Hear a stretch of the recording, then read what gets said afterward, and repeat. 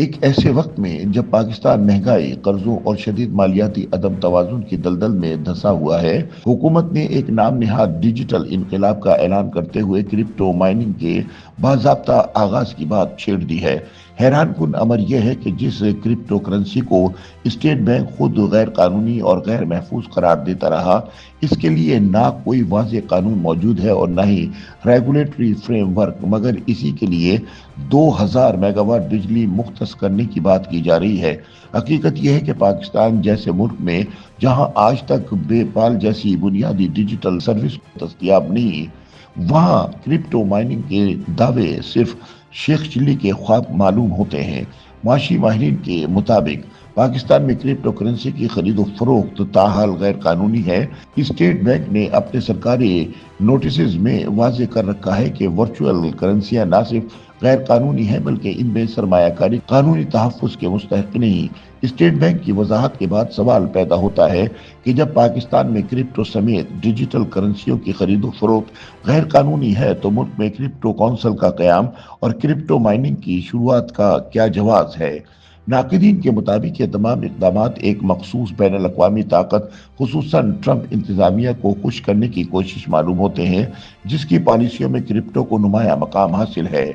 حکومت کے کرپٹو ذخائر قائم کرنے کے منصوبے کو ماہرین ایک غیر حقیقت پسندانہ قدم قرار دیتے ہیں۔ معروف کرپٹو ماہر ہارون بے کے مطابق کرپٹو مائننگ ایک مہنگا، پیچیدہ عمل ہے جو پاکستان جیسے گرم ملک کے لیے کسی بھی لحاظ سے قابل عمل نہیں۔ آئس لینڈ جیسے سرد ممالک میں موجود مائننگ اسٹیشنز کا حوالہ دیتے ہوئے وہ کہتے ہیں کہ پاکستان کو اس دوڑ میں شامل ہونے کے بجائے اپنے بنیادی مالیاتی نظام کو مستحکم کرنے کی ضرورت ہے۔ مفتاح اسماعیل اور شبر زیدی جیسے سابقہ مالیاتی ماہرین بارہا یہ انتباہ دے چکے ہیں کہ کرپٹو ٹریڈنگ پاکستان کی کمزور معیشت کے لیے زہر قاتل بن سکتی ہے۔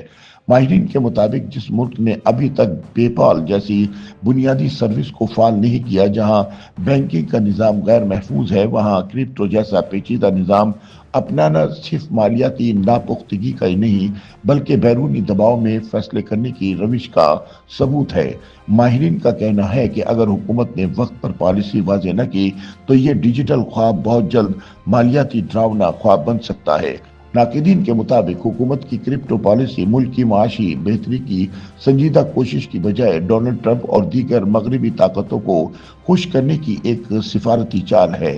اگر پاکستان میں پے پال جیسے بنیادی پلیٹ فارم کا حل آج تک نہیں نکالا جا سکا تو بٹ کوائن جیسے پیچیدہ نظام کو ریگولیٹ کرنے کی دعوے داری محض سراب ہے۔ معاشی ماہرین کے بقول حکومت کو فوری طور پر واضح اور جامع کرپٹو پالیسی ترتیب دینی ہوگی جس میں قومی مفادات، قانونی تحفظات اور ماہرین کی آراء کو ترجیح دی جائے۔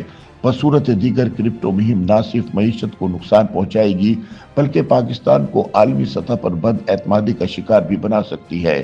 ماہرین کے مطابق پاکستان میں توانائی کا جاری بحران اور واضح ریگولیٹری فریم ورک کی عدم موجودگی کرپٹو مائننگ کے لیے ایک بڑا چیلنج بن سکتی ہے، کیونکہ اس عمل کے لیے بھاری مقدار میں بجلی درکار ہوتی ہے جس پر پہلے ہی سوالات اٹھائے جا رہے ہیں۔ دوسری جانب یہ موقف بھی سامنے آ رہا ہے کہ پاکستان میں بجلی کی اضافی پیداواری صلاحیت کے باعث کیپیسٹی پیمنٹس کا بوجھ بڑھ رہا ہے اور کم استعمال کے باعث معیشت کو نقصان پہنچ رہا ہے۔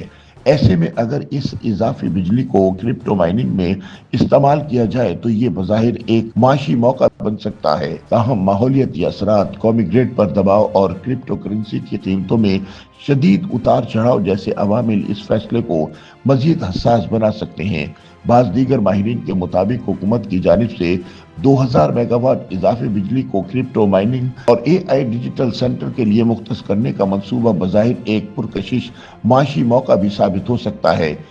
YouTube پر گوگلی نیوز دیکھنے کے لیے youtube.com کی سرچ بار میں googly news T V type کریں۔ گوگلی نیوز کے پیج پر سرخ رنگ کے سبسکرپشن والے بٹن پر کلک کرنا نہ بھولیے۔ YouTube پیج پر اپلوڈ ہونے والی ویڈیوز سے باخبر رہنے کے لیے بیل آئیکن پر کلک کیجیے۔ آپ کو ہر نئی ویڈیو کے بارے میں نوٹیفیکیشن موصول ہو جائے گا۔